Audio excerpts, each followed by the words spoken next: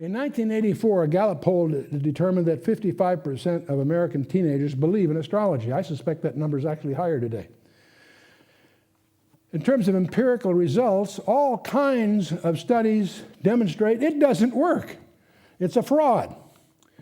Let's talk about marital compatibility. Psychologist Bernard Silverman of Michigan State University analyzed birth dates of almost 2,978 couples who were getting married and 478 who were getting divorced.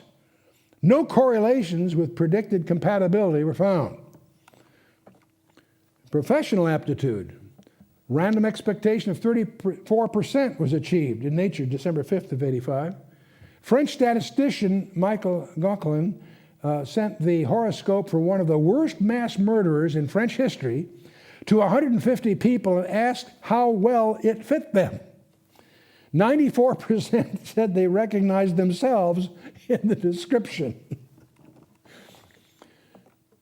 Jeffrey Dean, an Australian researcher, reversed the astrological readings of 22 subjects.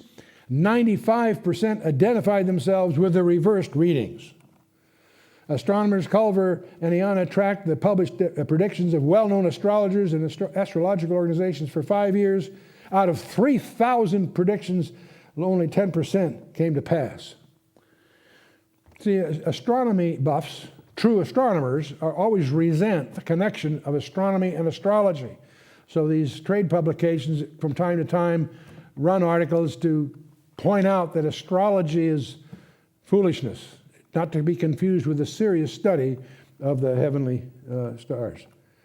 So they have 10 questions that were listed that I thought you'd be interested in considering these questions. You ask an astrologer, what is the likelihood that 1/12 of the world's population is having the same kind of day today? Why is the moment of birth, not conception, crucial for astrology? Well, why don't identical twins always have the same personality? And we chuckle. If you know any identical twins, you know they're usually very opposite to one another. If the mother's womb can keep out astrological influences until birth, can't we do the same with a slab of steak? If astrologers are as good as they claim, why aren't they richer? The stock market, how many saw Black Monday of October 87 or 2008? Answer, none. None. This is an interesting one, aren't all horoscopes done before the discovery of the 3 outermost planets invalid or incorrect? So you realize that Uranus was discovered in 1781, Neptune in 1846, Pluto in 1930. Horoscopes prior to then were obviously invalid. It gets worse. By the way, shouldn't we condemn astrology as a form of bigotry? You know, refusing to hire a Leo or to date a Virgo or whatever? Why do different schools of astrology disagree so strongly with each other? There's no consensus or convergence here, by the way. And they differ on the roles of the precession of the Earth's axis, or how many planets or celestial objects need to be included, and the allocation of the personality traits themselves. They're all different. There's no convergence or consensus here. Now, if astrological influence is carried by any known force, why do the planets dominate, you see?